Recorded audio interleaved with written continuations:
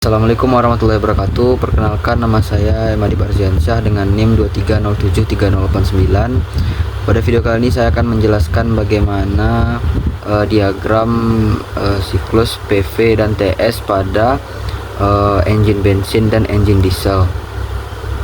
Baiklah, langsung saja kita masuk ke dalam gambarnya. Ini ada siklus diesel, yaitu siklus PV dan TS, yang dimana P itu adalah pressure atau tekanan dan V itu adalah volume. Kemudian TS, T nya itu adalah temperatur atau suhu, yang kemudian S itu adalah entropi.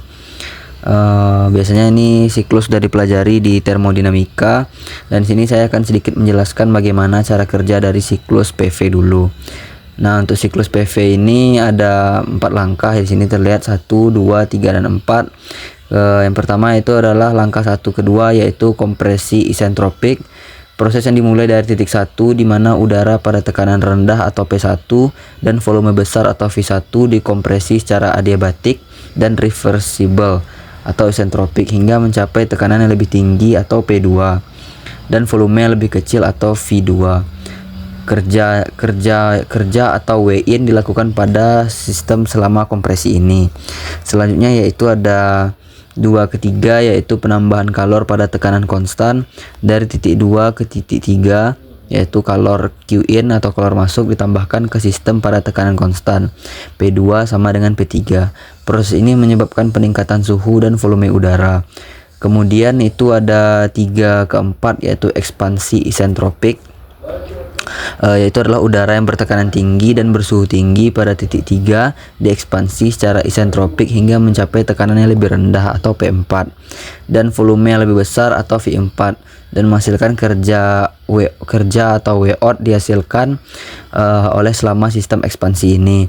Kemudian yaitu ada 4 ke 1, penolakan kalor pada volume konstan dari titik 4 ke 1, kalor Qout dikeluarkan dari sistem pada volume konstan. Jadi V4 sama dengan V1, yang proses ini menyebabkan penurunan suhu dan tekanan udara kembali ke kondisi awal. Selanjutnya kita akan membahas yaitu siklus TS, yaitu suhu dan entropi. Pada suhu ini juga sama, ada 4 langkah. Yang pertama yaitu langkah 1 dan 2, yaitu kompresi isentropik, yaitu entropi tetap konstan sementara suhu meningkat. Kemudian yang langkah 2 ketiga, yaitu penambahan kalor pada tekanan konstan, entropi meningkat seiring dengan peningkatan suhu. Kemudian yaitu 3 dan 4, ekspansi isentropik, entropi tetap konstan sementara suhu menurun. Kemudian langkah 4 ke 1, yaitu penolakan kalor pada volume konstan, yaitu entropi menurun seiring dengan penurunan suhu. Di sini untuk keterangan yang Qin itu adalah kalor masuk yang masuk ke dalam sistem. Kemudian Qout itu adalah menunjukkan kalor yang keluar dari sistem. Kemudian Win adalah kerja yang dilakukan pada sistem kompresi, dan Wout adalah kerja yang dilakukan pada saat sistem ekspansi. Selanjutnya di sini kita akan menjelaskan yaitu siklus bensin untuk PV, pressure dan volume, dan TS yaitu temperatur atau suhu dan entropi. Di sini ada 2 diagram. Yang pertama itu sumbu vertikal untuk P atau pressure dan sumbu horizontal untuk V atau volume.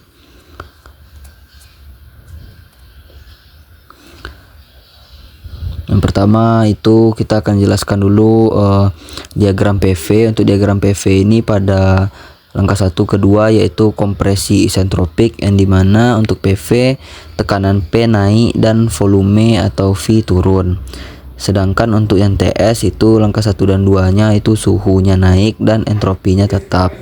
Dan gas ditekan atau dikompresi secara adiabatik tanpa kalor yang masuk dan atau keluar, dan reversible atau ideal.